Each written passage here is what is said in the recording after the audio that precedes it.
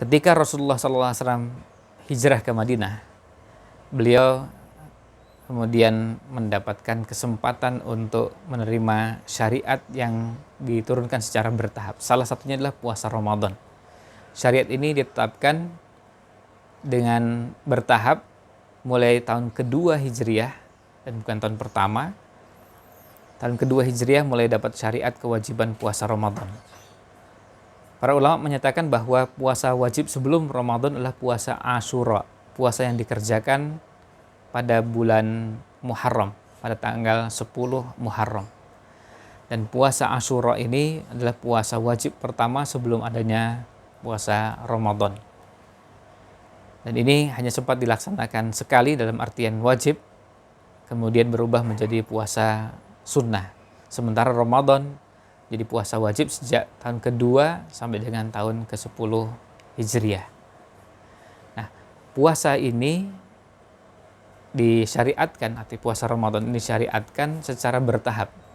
Tidak sekaligus dalam satu kali diturunkan dan kemudian semua bentuk syariatnya diturunkan lengkap dan utuh.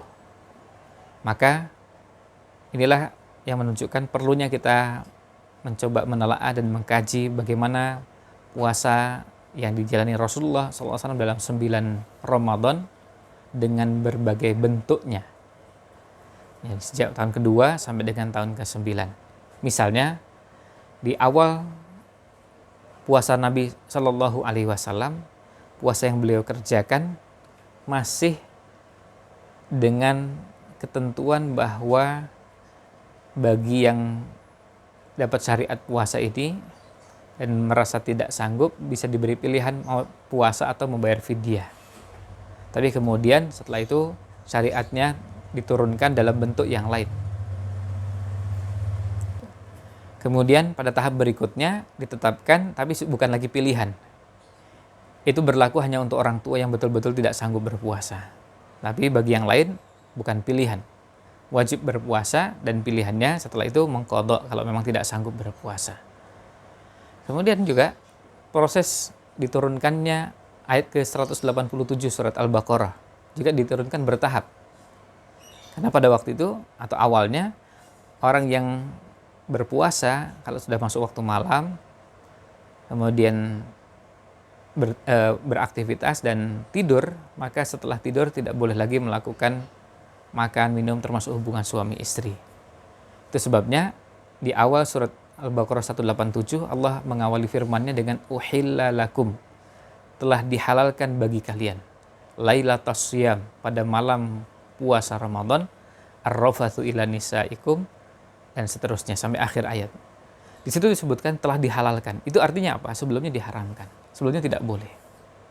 Dan ini yang bisa kita lihat dari sebab turunnya ayat, demikian pula yang diungkapkan oleh para ulama tafsir terkait dengan penjelasan ayat 187 surat Al-Baqarah tersebut.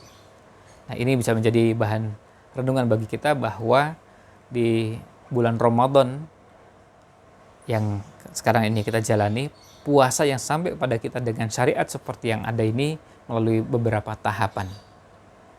Nah, termasuk juga ketika Imam Ibnu Qayyim dalam Zadul Ma'ad menjelaskan bahwa puasa Ramadan ini disyariatkan pada tahun kedua Hijriah karena ini lebih sesuai dengan tahapan ditetapkannya syariat. Jadi karena puasa ini berat. Nah, meskipun bukan syariat yang terberat, masih ada syariat yang lebih berat dari puasa, tetapi ini berat dari sisi kalau kita bandingkan dengan beberapa ibadah yang lain, ada yang lebih ringan dari ibadah ini. Maka kemudian turunnya dilakukan secara bertahap. Setelah penanaman akidah ada, kemudian tidak langsung tahun pertama. Bukan tahun pertama Hijriah, tapi tahun kedua Hijriah baru disyariatkan puasa Ramadan. Ini menunjukkan adanya proses tahapan. Nah, demikian, mudah-mudahan ulasan singkat ini ada manfaatnya. Wallahu a'lam.